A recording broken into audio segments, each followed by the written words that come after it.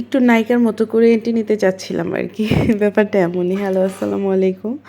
আজকে একটি ভিডিও নিয়ে হাজির হলাম, জানি না কেমন লাগবে। এটা ছিল ফ্রাইডের ভিডিও। আমরা দুপুরে খাওয়ার পরে আমরা হচ্ছে আমাদের এক খুব কাছের মানুষকে দেখতে যাব। সে হচ্ছে বিশাল বড় কাজ করছে। কী কাজ? সে বাইক অ্যাক্সিডেন্ট করে হসপিটালে ভর্তি। শুধু ভর্তি না, তার হাতে পায়ে মাজায় সারা শরীরে ব্যথা, আর হাতে হচ্ছে হাত ভেঙে গেছে, ওখানে হচ্ছে অপারেশন হয়েছে। আর হসপিটালে যাচ্ছি সেজে যাচ্ছি এটা না, আমি আসলে ইদানিং বের হই কম, হাফিজের সাথে বের হয় না, তো যেখানে যাই একটু মানে ঘুরতে যাব এরকমভাবেই যাই। আর ভাইয়ার ওখান থেকে আমরা একটু ঘুরতেও গেছিলাম, এর জন্য একটু হালকা করে সেজে গেছি। তো যাই হোক, আমি রেডি হয়ে নতুন মানে নতুন নতুন অনেক ড্রেস কিনছি আমি, এর জন্য আমার মনটা একটু প্রফুল্ল।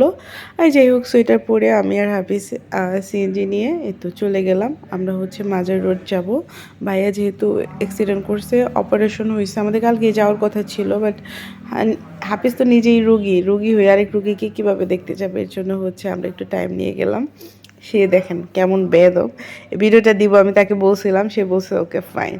এত শুকাই গেছে বেচারা, আসলে ওর শনি লাগছে, অসুস্থতা ওকে ছাড়তেছেই না, মানে এত অসুস্থ। এই তো আমরা চলে আসছি। হসপিটালে যাওয়ার আগে ভাবলাম একটু চা খাই। মাজার রোডে এটা হচ্ছে গ্লোবাল হসপিটাল, গ্লোবাল কি যেন, গ্লোবাল স্পেশালাইজড হসপিটাল এরকম আর কি। এটা মেবি হাড় ভাঙা বা ভাঙাচোরা হসপিটাল এরকম টাইপই।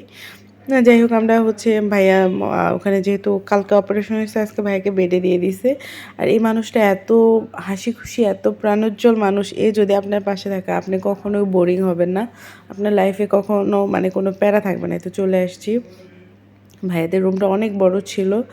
ভাইয়ার বোন মানে আপু ছিল, বড় আপু ছিল, ওনার সাথে আমার এই ফার্স্ট টাইম কথা হয়েছে। উনি খুবই ভালো মানুষ।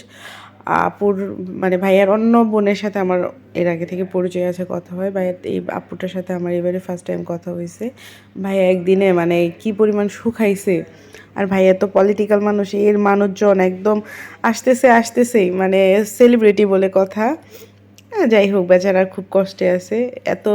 যে মানুষ এক সেকেন্ড ঘরে থাকে না, সেই মানুষ পড়ে আছে। যাই হোক, ভাইকে দেখে আমরা চলে আসলাম। ওখানে একটা মজার চা খাইছি, এত মজার চা মানে বিশাল। তারপর আমরা বাসায় চলে আসলাম। বাসার নিচে হচ্ছে এই মিষ্টি দোকান থেকে মিষ্টি খেয়ে তারপরে হচ্ছে আমরা বাসায় যাব। হাফিজ বলতেছিল বেশি করে নেই, বেশি করে নিলে আসলে বেশি খাওয়া হয়। এটা গুড়ের একটা মিষ্টি, খুবই মজার। যাই হোক, ভালো থাকবেন সবাই, আল্লাহ হাফিজ।